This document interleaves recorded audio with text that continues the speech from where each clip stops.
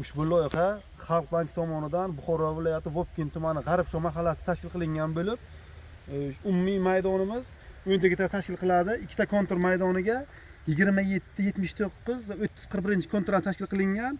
Loyiha uzumchilik yo'nalishida bo'lib, lider tadbirkor Vobkent Agrofrukt tomorqa xizmat MCG klasteri tomonidan qo'llab-quvvatlanib kelinmoqda. Hozirgi kunda 14 gektar maydonimiz umumiy uzunligi 1000 metrga 1400 metrda tashkil qiladi. 48 ta fuqaroga dehqon xo'jaligi sifatida tashkil qilib berilgan. Hozirgi kunda uzumlarimiz, uzum ko'chatlarimiz qishloq xo'jalik mineral o'g'itlari bilan parvarishlab kelinmoqda. Qo'shimcha daromad olish maqsadiga fuqarolarimizga loviya ko'chatlari ekib, yuqori daromad olish maqsadimiz bor. Bir uzum ko'chatlarimizdan 1 gektar maydonidan umumiy 10 tonna hosil olish rejalashtirganmiz.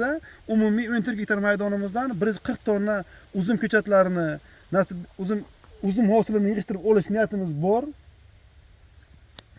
Bugungi kunda fuqarolarimiz bu 14 gektar maydondan samarali foydalanib, nasib etsa ertaga qishloq xo'jalik mahsulotlarini yuqori darajaga yetkazib berish niyatimiz bor.